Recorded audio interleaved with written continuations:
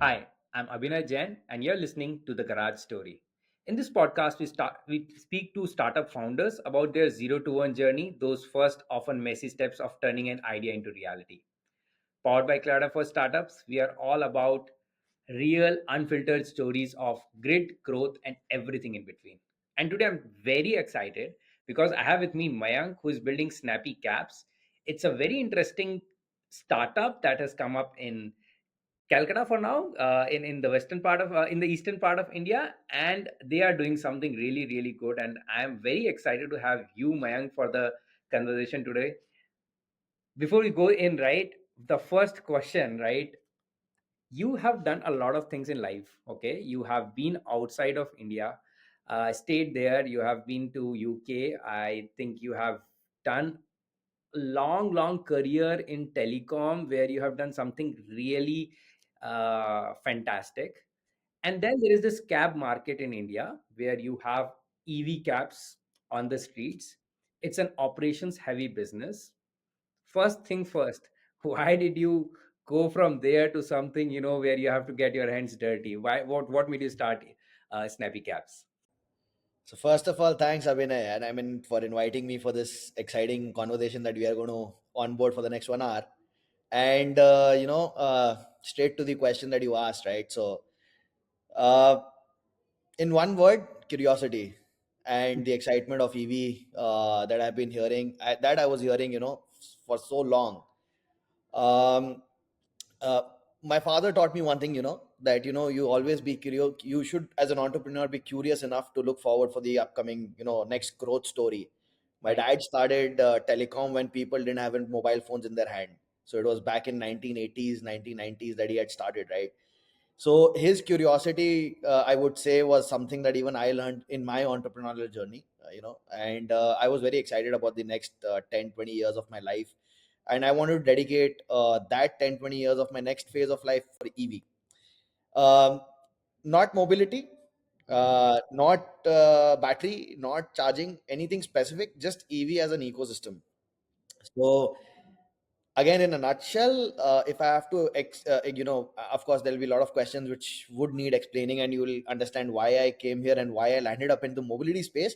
But actually the curiosity was for EV overall, and the and step by step everything was like, mostly by chance. So it was not by choice that I wanted to do this. It was more of a, like, a journey. In an entrepreneurial journey, you kind of keep on pivoting, so it was more about that. So I mean, to answer your question, curiosity, things coming on my lap as a chance, and we grabbing it. As being an entrepreneur, you grab all the opportunity what you feel is right. So I think that was more about it. Yeah. So that's where we reached. Yeah. That answers also, I what I hear. There are two three things we will go into. One is, you come from a family of entrepreneurs. Do you come from a business family? Is that something? Or do you have you been into a family where you have a lot of people, maybe your family cousins, who are into service? How is it for you? How has been the setup? Okay, so you will be surprised to know that no, actually, I am the only son between my father and his two brothers. So my father are three brothers, Okay. and I have five sisters, and none of them are into family business. Oh. Most of them, in fact, half the family is in US, half the family is in India. So amongst the six brothers and sisters that we are, amongst my, again, my father's generation family, so 30 three people stay in US, three people in India, and all of them are into their own stuff. Apart from me, I'm the only guy into business. Okay. Again, going back to my father's generation, he was the first entrepreneur in the family. So he was, in fact, he started business. Before that, his father, that is my grandfather, was always into service. And again, back then it was mostly either Birlaji or somebody like him. So he was in Birlas with a in a factory which is very close to Kolkata, and he came back in his early career to Kolkata, and we all settled here again by chance. I mean, he got a job here, and that's the reason we all were born and brought up in Calcutta. So it was like that. Coming to the entrepreneurial journey, it was just my father who started business, and I continued his legacy after coming back from UK. That you mentioned that I had spent some time in UK. So I came back after my education and everything, and started looking into his business, the family business that he had started. That's pretty much it. Yeah. Okay, nice to hear that. So you are doing something which you like, and definitely you have that zeal to start something, build something, and you're ready to roll up your sleeves to do that. When did you come back to India? Which year was it? 2008, 2009. That 2009. was the year I did my postgrad in UK, and I came back at the end of 2009. And when did you start Snappy? Oh, 2022. 2022. Yeah, Tell me little before 2022, before you have started Snappy, what yeah. were you doing? And I hear you that you liked EV as a space. And again, at this point, you're not saying that, hey, this is Snappy alone. It is going to be an EV ecosystem that over years you will build, maybe decade, right? You're building it for a long term. So what happened in that time? How did you narrow it down? Also, the question I still have is, it's a very operationally intensive business, right? Sometimes when we come from families, we do not want to go into such businesses. So what happened that you decided that, hey, this is something I want to do? You have been doing it for last 3 years, and doing good. So just take me through that journey. So yeah, yeah, right, Abhinay. So you know what? I hated my operational heavy business that I started off with telecom as well. So it goes back in 2009 when I came back from UK, and when I understood the family business that my dad had just started. So the services wing in telecom, it was just started by my father in 2007 or 2008. Earlier, he was a hardcore trader, like in the telecom industry. He used to trade a lot in equipments. When I was brought in, was handed over the services side of things, right? Mhm. The first 6 months, it just took me to understand what is services, what does telecom need, what is the projects that my dad is actually picking up, and what are the projects he's trying to deliver. And when I entered into it, it was heavy operations business, entirely manpower driven, across the country in the rural states of the rural regions of India. We were developing 3G network, 4G network back then, 3G network back then, 2G, 3G, for all the operators, be it Tata, Reliance, you name it. I mean, I forgot Aircel, MTS. I don't know. There were like 10, 12 operators back then. Now it has narrowed down to three.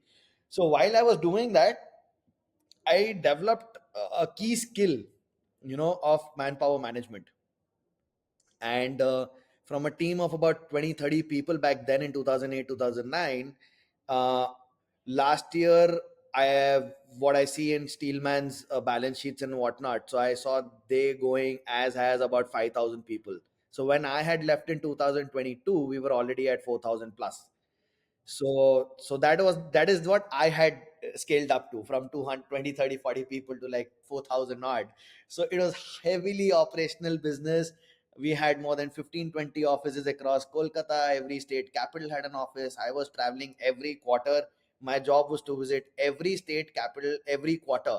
So it was basically 20 offices every quarter, so technically 100 flights a year. So that is the that's what I was doing before Snappy Cabs. And I was literally out of the house for 15, 20 days at stretch every month. So I loved that, traveling, getting to know people, interacting with people, developing that skill of managing blue collar people per se, because most of my engineers and technicians and riggers were like from the lower category of the salary slab. So when EV happened, when kind of mobility happened, the first question was how are we going to manage the drivers? And ultimately they're all blue collar jobs. That's the Yeah, heavy operations business you are actually trying to mention, because rest of the things are all taken care by tech, yeah. like demand aggregation. You are helping us with customer retention. So rest everything is most of it is tech driven, right? Google is helping us to navigate our ways on the street. So the only thing which is heavy operational business is the hub operations, or I would say the driver management, right? Fleet management. Yeah, So yeah. I think majorly that skill comes from telecom, of managing around 4,000, 5,000 people at the field level, you know, and I brought in that on the table when I chose mobility for the next set of business that I want to do. And yeah, Got it. till now, I'm very proud to say that handling 1,000 odd drivers today on a daily basis is a piece of cake for us. I mean, it does not really, make us, break a sweat. I mean, we have proper policies in place. We know what our driver wants, what our driver partners wants. You know, the basic stuff like good food, place to sit at the hub, clean washrooms, drinkable water, some fans and lights, proper place to sit, probably eat their food while they're there, and at times just have a cup of tea once you are visiting the hub and listen to their problems. I mean, yeah, that's what I've been building. I now kind of feel, yes, when you mention the story, it becomes feels like you have trained yourself. You have some mental SOPs, frameworks, and you have learned this the manpower management at a scale where you have become comfortable. It comes organically to you. So now I understand how you can manage that. Snappy has been around for 2.5 years. It would be good to know two things. One, where are you in terms of drivers, cabs, rides, whatever is the number that you have, and um, also if you can share a little bit about how does this work, what is snappy cabs, what happens.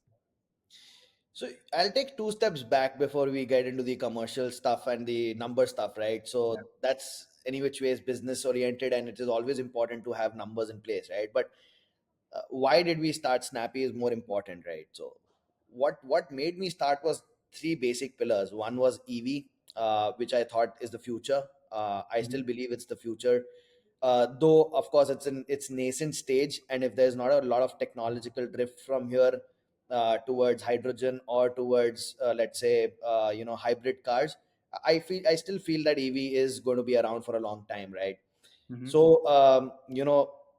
that made me think what is going to happen to the current cars that are running as cabs in the market. So there's going to be a big white space available for you to kind of fulfill. So for example, a city like Calcutta, which predominantly rides on diesel run cabs, are going to be converted into either EV or any hybrid model that may come in the future. So we saw that there's a lot of gap, or there's going to be a lot of vacuum that is going to be created in terms of supply, right? And demand is already increasing at a decent CAGR Yeah. if you look at the cab space, right? So that was one. Second was pilferage. Managing CNG cabs, managing diesel cabs, or managing petrol cabs is difficult because on the driver side of things, there's a lot of pilferage that goes out of control, right? Now in EV, you are charging the cabs at your own hub, so the pilferage is roughly zero. So that was the second step, that I don't want to venture into an unwarranted scenario where I can't control something which I can't control. I mean, which is the fuel here. So that made my life really easy. And the third was the operational cost. So as we all know that we are heavily dependent on import of oil and import of fossil fuels from across the globe, and India is not a very large producer of fossil fuels on its own. So that is somewhere which is geopolitical as well. That is somewhere which government is also harping a lot, trying to maintain a balance between their trade deficits and stuff like that. So we understood that electricity, operational cost, what we are going to utilize, and especially in the mobility business, which is predominantly driven on the what do you call operational cost, is the fuel cost is predominantly the major cost factor of running a mobility business, be it airline, be it any for that matter, any industry in the mobility side. So over here we realize it's very low, and it's going to be low for a longer period of time, and it is not directly or very hard controlled by the government. Like, you don't see your electricity bills going up every day, like how you see your petrol bills or CNG bills going up, right? So these three pillars were the main key reasons for us to start Snappy Cabs: enough supply, enough demand, and low operating cost, right? So any three basic pillars for any business for you to choose, right? So that really made us excited. Secondly was the first mover advantage, right? So very new business, not a lot of competition. We knew that if we play our cards right, we will get all these three combinations quickly into our business domain, and the numbers would speak for itself, what I'm going to just mention. So Yeah. in 2 years, first on the app downloads, which is very important for any startup, that whether the product is welcomed by the consumer segment or not. So you will be surprised that within 2 years, without actually market spending anything on the marketing bit, we have close to about a million download. Yeah. So that's something which was it itself was kind of a very heavy duty for us, that how could we actually get a million download, Just to give right? more context, you are currently only in Calcutta. Currently only in Calcutta. And with that, the number of download you mentioned is Yeah. is quite quite fantastic. Yeah, yeah. So and this is organic, so we don't spend anything on marketing, so you don't see billboards, you don't see performance marketing, you don't see any kind of marketing tactics that we use. Predominantly we do normal stuff like handling the social media and stuff like that, right? Yes. In fact, you will be surprised that we don't even deliver coupons. And in a Okay. D2C business, you will not come across a lot of D2C companies which actually rely a lot on your, discounting which Sounding. rely on a lot of discounting coupons. Actually, we don't do that. Why? Mhm. Because we are already cheaper than the current running the companies that run app cabs in a city. We are Mhm. almost cheaper than them on most of the days. Yeah, Yeah. most of the time in a day. In fact, and we have a very fixed pricing model, so we don't increase the pricing when it rains or when it is peak hours or when it is any sort of like calamity that is happening. So we don't go up and down, it's just constant throughout the day. And when we started off with the product marketing, the product research, like what is the basic problems in the market, we came across a point wherein people were facing problems with the cancellation. So what we did, we kind of removed the cancellation system from the entire what do you call our ecosystem. So our drivers actually cannot cancel you on once they are booked, right? So that really helped the customer to kind of have that faith in the product. Okay, book kar diya hai, aayegi. So that was our tagline. If Snappy is booked, the, the cab is going to reach to your doorstep. So that was something which really made people kind of very comfortable and no surprises at the end of the day, right? So these couple of things we changed, and we became market product fit, I would say, and with the right pricing, because Indians are of course price sensitive. And we knew that we cannot really charge them something substantial, and all these things really made good sense for us. On the number bit, we had 1 million downloads today. On an average, we do close to about 150,000 trips a day, sorry, 150,000 trips a month, so roughly about 5,000 odd trips a day.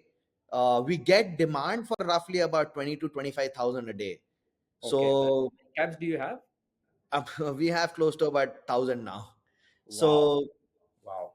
and probably the problem is that we also have huge requirements from B2B side of things. So not Mhm. all these cabs are in B2C. So we Yeah. have around 25-30% of the cabs actually working in B2B side as well. So we support companies like TCS, Wipro, Cognizant, Accenture, and all these folks.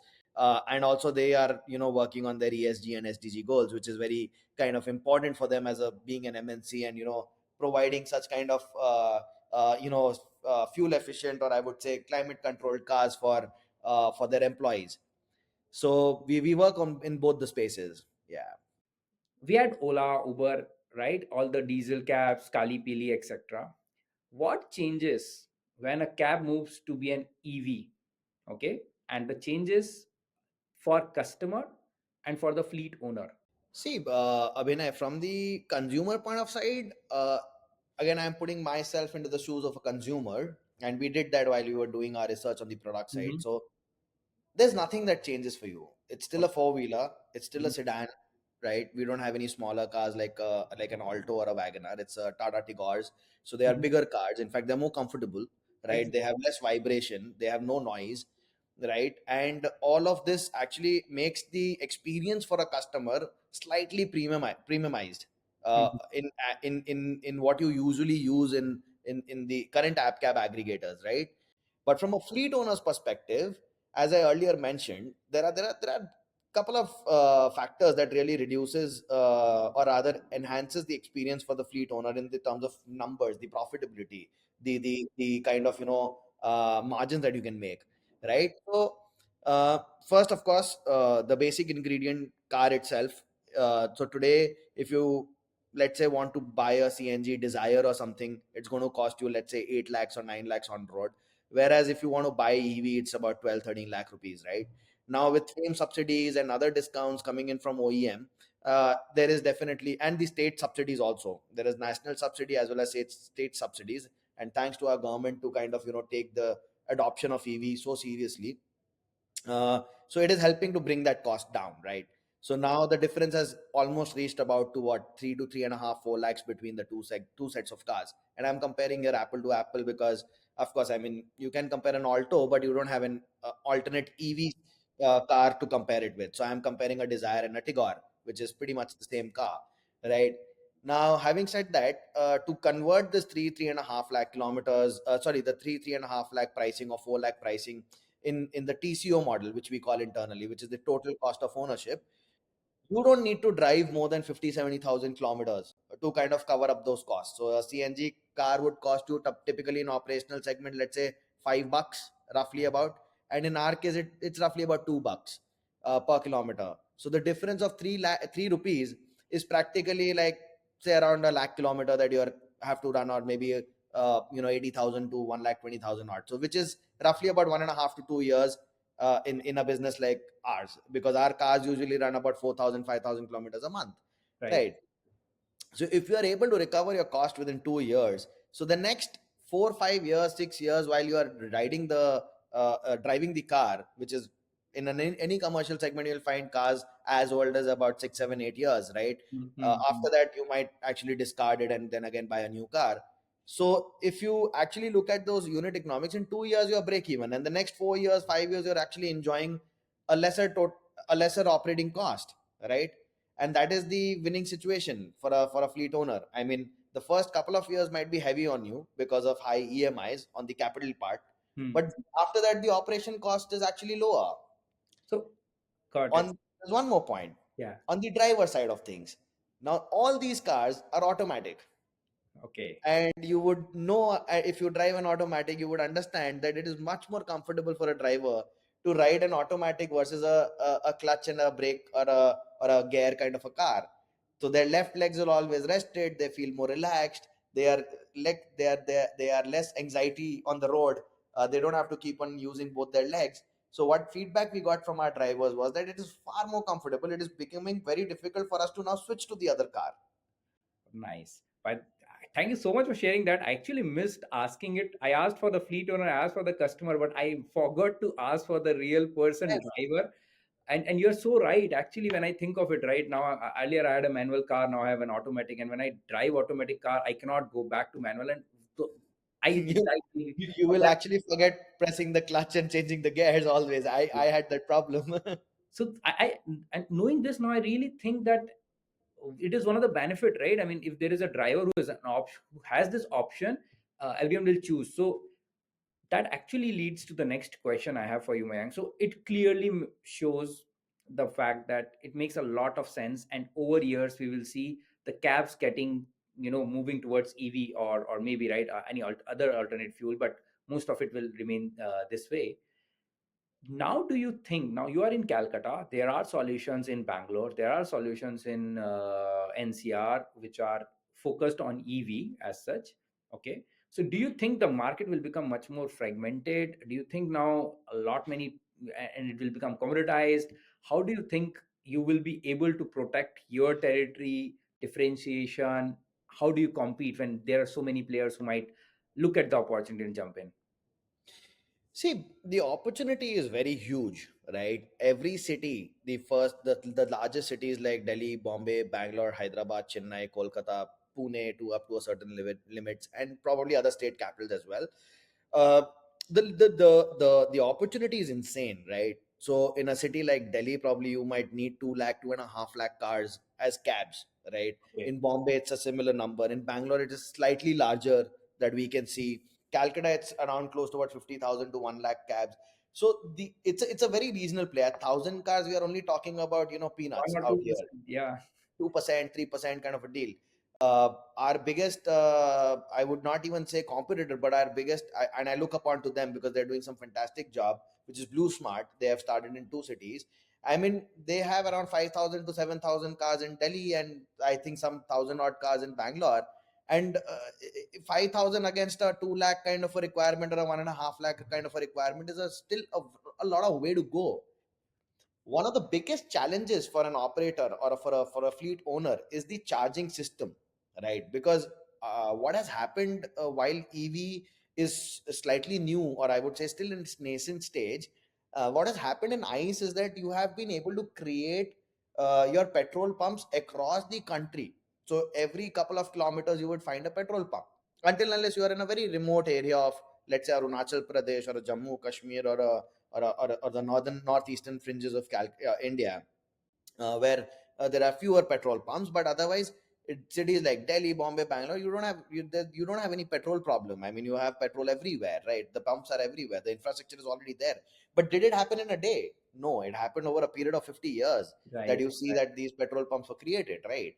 Now CNG, for that matter, if you remember, if you recall those days when you used to see auto lines outside the Yeah. CNG petrol pumps for like 5 kilometers, No, but I now you still see don't see that sometimes. anymore. Yeah, yeah, It's true. very few now. It's very few. So the infrastructure takes time to develop. And in EV, the biggest challenge as an operator is to create that infrastructure. So I Okay. was reading somewhere on the infrastructure side of things, India still needs 4 lakh chargers today.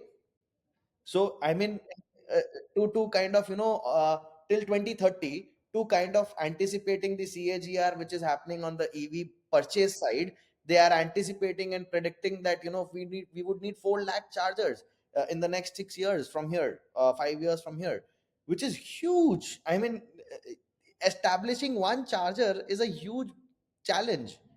So that's one of the biggest roadblocks, and that's the reason you don't see companies in coming up directly with, let's say, 10,000 cars in one city. Otherwise, why is it taking 2 years to reach 1,000 cars? Hmm. This is the roadblock. Got it. So that's very interesting. Again, what you are saying is, okay, I was under the impression that when you take Tigor, etc., like Tata, they are the ones who are building it. But even that pace you are saying that is not good enough with the number of cars that are coming into play. Uh, Is I it? was just sitting with Tata Power today itself. So I have the numbers at least for Bombay. The number of public charging that Tata Power has put in is Mhm. 70 today in entire Bombay. 70. 70. So, I mean, how many cars can that serve? What Okay. happens if my driver goes to one of the charging stations and finds already there is a line of two more cars before him? Because these, as it is, these chargers take about 1 hour to 1.5 hours to charge the vehicle. So he's not going to wait there for 3 hours and wait. So we are trying to create our own as well, because we don't want our drivers to wait 3 hours or 4 hours to charge their vehicles, and again wait for another 2 hours to get the vehicle charged. So that's a lot of time wastage. Your cars has to be on the road to make business sense. Makes sense. So I'm actually just going to go a little deeper, take 2 minutes more on your model. You own the cars. Do are drivers on your salary? How is that model for you, or is it asset light?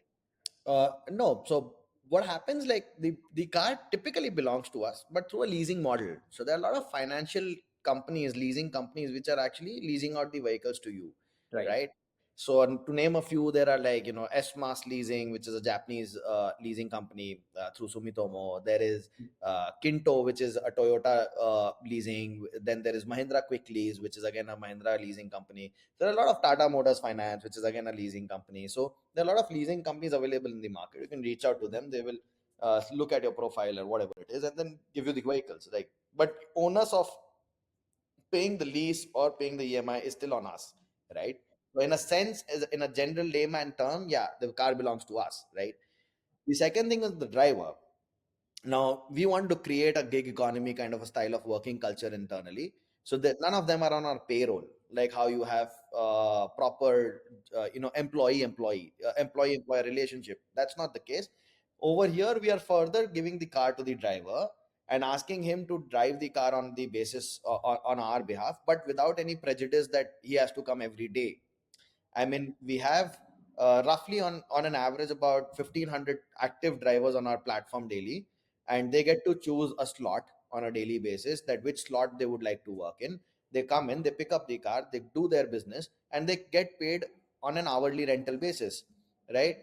And once they get paid on that, they also are incentivized based on their work performance on a daily basis. So if they are able to do, let's say, a x number of rides or y number of trips or y number of revenue on a daily basis, I mean, there are particular slabs or on incentive basis which they get paid on.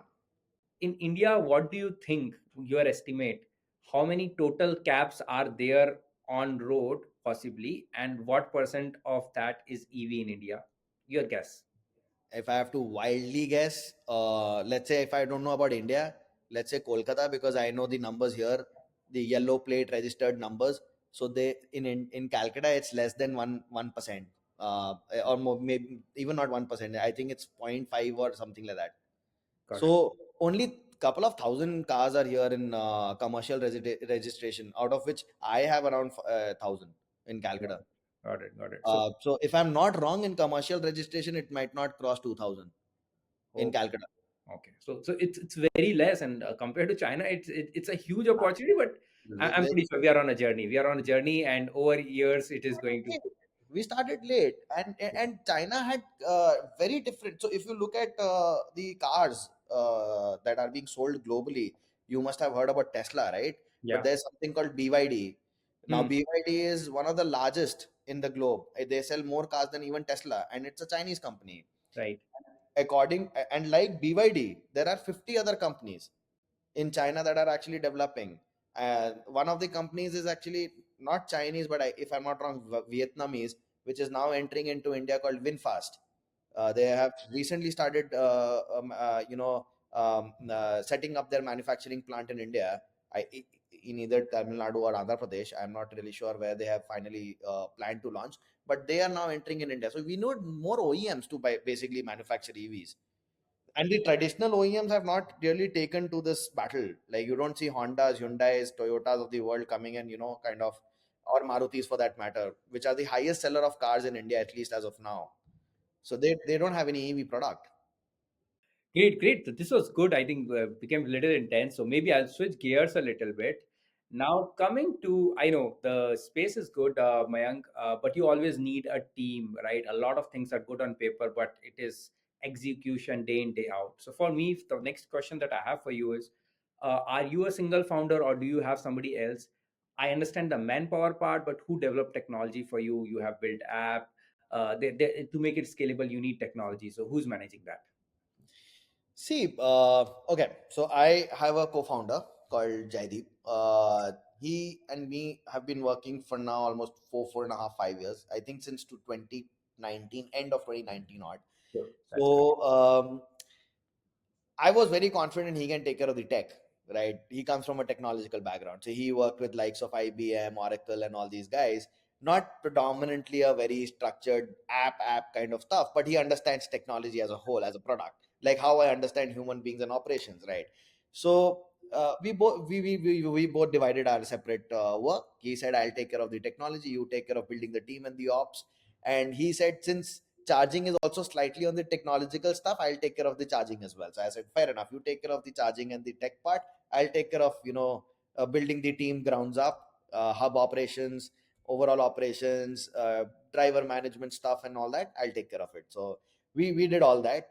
And when we started to build the team, we didn't build it just like that, like we didn't hire anybody and everybody. We did a lot of interviews, and we were focused on hiring people who are young, who are very aggressive in terms of who can handle operations, because it's stressful. Driver calling you at 12 in the night saying, sir, mera ye problem hai. So you need to be patient and hear them out. So we wanted good, young, energetic people who can hear them out, right? So we interviewed a lot. We came across guys from, of course, the current app cab operators like Olas and Ubers and Rapidos, and all sites, all the mobility segment. So we had a combination of all these companies, right? The folks started to come in from all these companies, and we built a small scrum kind of a team for the ops team. uh, Built a small tech team, a couple of guys, not much. We found right partners, the technology partners, to kind of help us build the product initially. We did that. We have incredible team, folks from IIT and IIM and stuff like that, so of course you can't go wrong out there. So they have been helping us to build and scale that product. And today we are a bunch of what, about 130 odd people. And we run the entire ops, tech, driver management team, and all customer engagement team and everything internally. Yeah, we have our own monitoring team as well. No, that's a good team. I think what you're giving as a lesson here is you have been very careful with hiring the right set of people, and I'm assuming with given your experience over years, right? You knew getting the right set of people, right talent is how you are going to sail through here. So that you have done. For this, did you raise So funds? I'll give you an example there, Abhinay. uh, I of course, what I see, what I said seems like, yaar, बहुत easy lag raha hai, it's so, how is he sounding so easy? It wasn't. So I'll tell you an example what I had. We didn't hire the right person on the maintenance side, right? Because we didn't have much experience on the asset management, neither in telecom, neither in cars. So it was entirely new, and especially EV was entirely new, right? And not enough people were there in the market who understood EV as an asset, because everything was new. It was not like the ambassadors and the omnis of past life, where every corner you will find a garage who can actually go and fix up the car, right? So it was the biggest problem. So currently, I mean, very recently we fixed that up. The biggest challenge for 2 years was to actually find a guy who understands car maintenance and EV. So we recently fixed up one, and now we are building our own, workshop, so that downtime is not increased. So that's the kind of effort it takes to build something when it is so niche and when it is so new as a technology as well. You don't find much people. Yeah, but you don't lose patience, right? You wait till you find the right person. You just do not fill it up. Absolutely. And then R&D and training. So this Yeah. is something which people don't involve a lot in. So doesn't matter. So we tied up with Skill Development Authority of India. We Mhm. tied up with Technical Education Department, Kolkata. We tied up with British High Commission. We tied up with German Consulate. All these tie-ups we had done in few engineering colleges and management colleges to start training programs on EV specifically. So whether it is the car itself, the driver itself, or any kind of training, now we have actually ended up hiring and training roughly about 100 plus people on only EV, and most of them women. So that's something that we have done in the last couple of months. From, I think since January this has been going on. So Got in it. in the last couple of months we've been able to train them. Yeah. Great. So when I hear this, I hear you're already investing in future, right? When you're training people, you're investing in future. These are the people who will unlock your next growth. So I just want to touch upon one part now, which is around funding. So you did raise funds, if I'm not wrong, right? And just wanted to know a little more about how are we making are we burning money at this point? How are we running the finances? Right. Uh, so funding has been a seesaw for us, right? Again, that's something which I did in telecom as well, but very differently. It was more structured. It was mostly towards banks, capital market, getting my company listed on the stock exchange. So all that I was doing when I was in Steelman, right? And it was very different when it came to startups. So it was now angel funding and AIF and a whole lot of bunch of things that I didn't know much about, right? So it took me about a year and a half to actually understand what am I entering into when it comes to funding. But thanks to my investors and eventually the people who actually believed in us, so the lead investor in the last round was IPV, Inflection Point Ventures, one of the known faces, known names in the market in the fundings. Yeah, and I met them in Bombay. They helped me a lot, and because they came in as a team, rest kind of people kind of had more faith. I would say it's more of a product fit, and some people coming in with faith on your product. So the rest came along pretty easily. So we did a small round close to about a million and a half kind of, sorry, 2.5 million kind of a stuff. Mhm. And we did that, and it was a great experience, great learning for us. We understood what is an investor looking at, what are the numbers they are looking at, and what do we want to show them, the strength.